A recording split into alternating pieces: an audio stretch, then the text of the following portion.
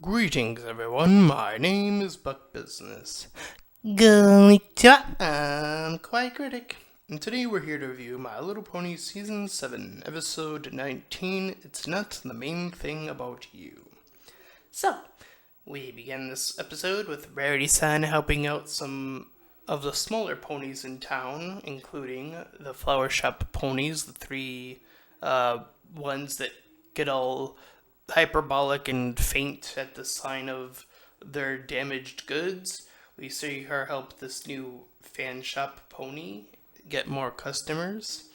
Then we see her go to visit Pinky-san, who's celebrating something with the children and sneezing, or rather something like that, and ends up getting confetti or some sort of substance in their manes.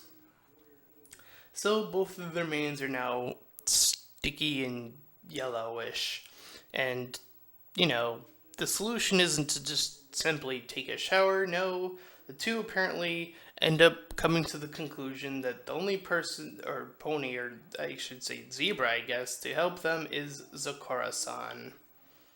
So, we see them head over, and Zakura prepares these two vials, which, for whatever reason, look exactly the same. And we see that Rarity does one of her moments, and then the two vials drop, and then Rarity, well, from what I saw, appeared to pick up the same one that she dropped, although the episode is proposing that the two vials at some point somehow switched, even though it never actually looked like that.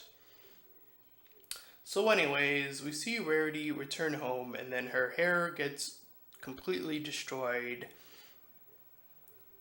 And then Zakura-san brings in some fear, saying there's a chance that there's some sort of potential cure, but she's just gonna have to wait.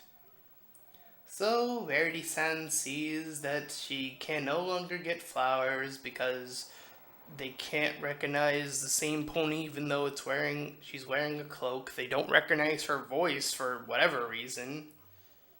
And the same thing with the other smaller ponies. So she goes to visit Twilight-san and Starlight-san, and yet she goes to have another freak out with those two witnessing this bizarre freak out of hers. So they combine their magic, and that still isn't enough to solve the problem. She freaks out some more, and then Zakura-san returns only to say that she still essentially she just says she needs more time. And from there, both Twilight and Starlight both say that within time, it will grow back. So we see her, that being Rarity, now try to get her problem resolved with Applejack, Rainbow Dash, and Fluttershy. Each comes with its own, of course, style. Applejack brings in this sort of little hat with hair that just happens to come out of it. And then we get some lovin' and shipping, baby, with Big Mac-san and Sugar Belle-san leaving that barn to go on a date, perhaps. Please, stay focused, Kawaii. At any rate, we see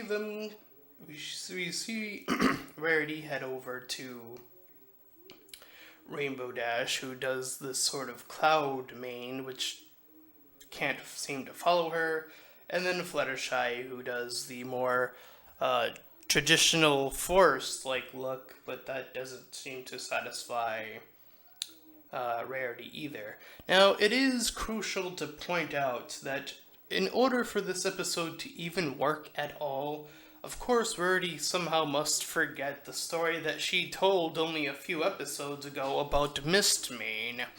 And that is sort of one of this episode's issues, among other things. Is that, yes, from season to season, there are points and times where there are some things that sort of conflict with one another. But to have that happen within the same season again just seems very distracting and very disorienting and almost misplaced, as if there was even less sense of communication than previous season, which is so bizarre to say. So anyways, the others return to give Rarity-san a boost. So she takes on this punk rock look, and she does this by herself, and again, another solution she could have came to way earlier in the episode, but then again, that would make the episode pretty much non-existent, which seems to be a common trend in this show now, is these smaller problems which ponies could have figured out way earlier by themselves, but with Rarity-san being so overdramatic and so over the top, completely forgetting the story she told, and has to go through all these different points that we've seen her go through before, again, and only a few episodes ago. And, well, yeah. So anyways, she talks about, looking good on the inside out, and all that stuff. So, eventually, some time passes, and her mane eventually does recover, and she's able to get these photos from Photo Finish-san, who's working like a ninja to take those punk rock pictures. And thus, at the very end, the wild mane trends in. And that is the end of this episode. So, as we mentioned, this episode does have quite a few flaws. And, yeah, sure, it's okay to see Rarity freak out here and there, but this just seems to happen too quickly after only a few episodes ago, where she was talking about how beauty isn't everything, and now she's freaking out over her mane, essentially. So it's again that disjointing sort of formula of lack of communication seems to be the issue, the continuing issue that seems to be a growing trend here on this show. But as Kawaii mentioned, that is the end of this review. Stick ta teng tong tori!